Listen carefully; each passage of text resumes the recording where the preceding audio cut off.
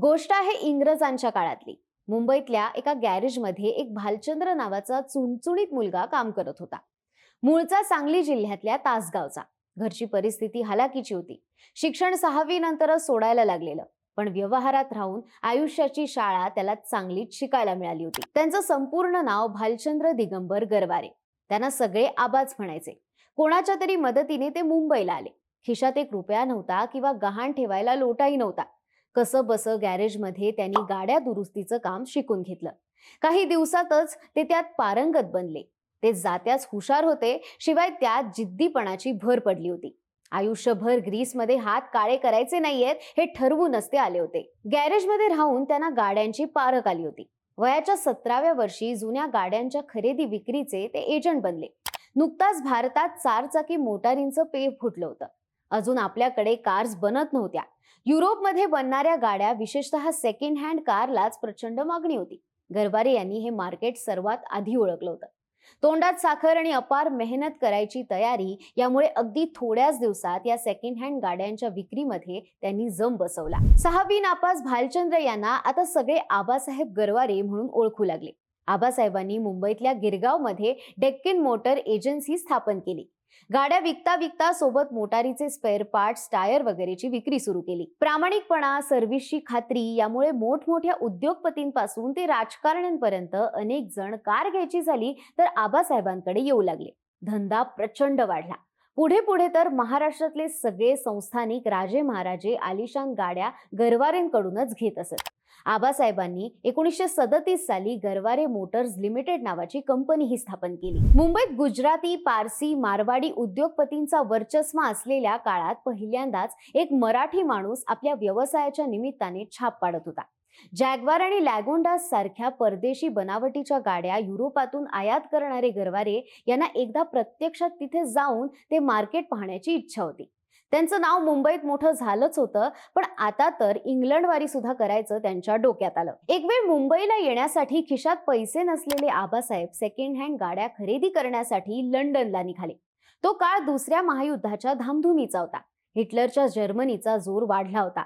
इंग्लंडची प्रत्येक फ्रंटवर पिछेहाट होत होती. धंदे बसले होते, मोठी मंदी सुरू होती. फक्त आणि फक्त मिलिटरीला सप्लाय करणारे कारखाने सुरू होते. मध्यमवर्गीय लोक देशोधडीला लागले होते. मोठ्या प्रमाणात सेकंड हँड गाड्या विक्रीला आल्या होत्या. चाणाक्ष आबासाहेब गरवारे यांनी यातला फरक ओळखला.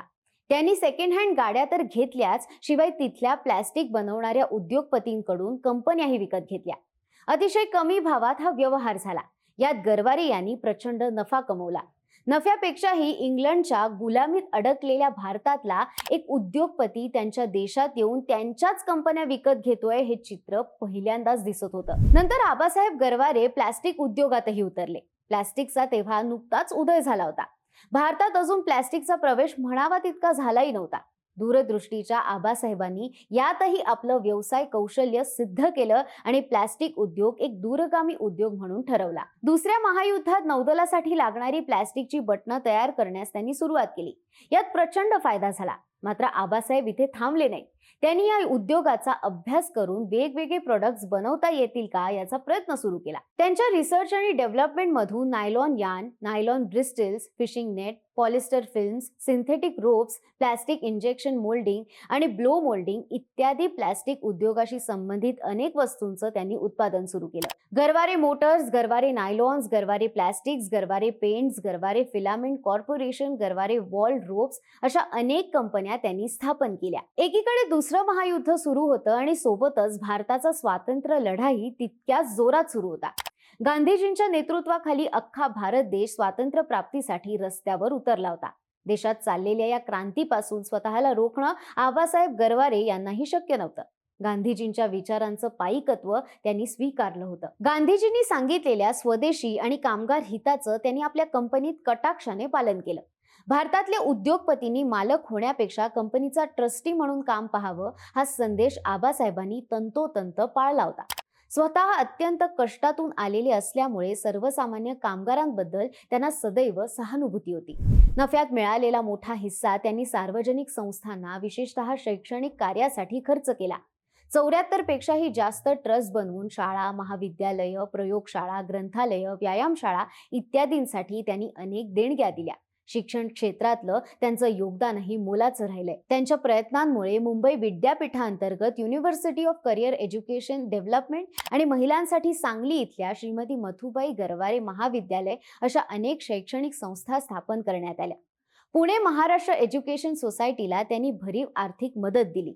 त्याबद्दल कृतज्ञता म्हणून संस्थेने Abasaheb Garware college of commerce आणि श्रीमती विमलाबाई गरवारे हायस्कूल अशी संस्थांना नावं दिली. स्वातंत्र्यानंतर त्यांच्या कार्याची दखल घेऊन 1959 साली त्यांची मुंबईचे शेरीफ म्हणून नियुक्ती झाली. भारतीय state bank, Maharashtra state financial corporation यासारख्या संस्थांचे आणि परदेशातल्या अनेक प्रतिनिधी मंडळांचं नेतृत्व करण्यासाठीही त्यांची निवड झाली.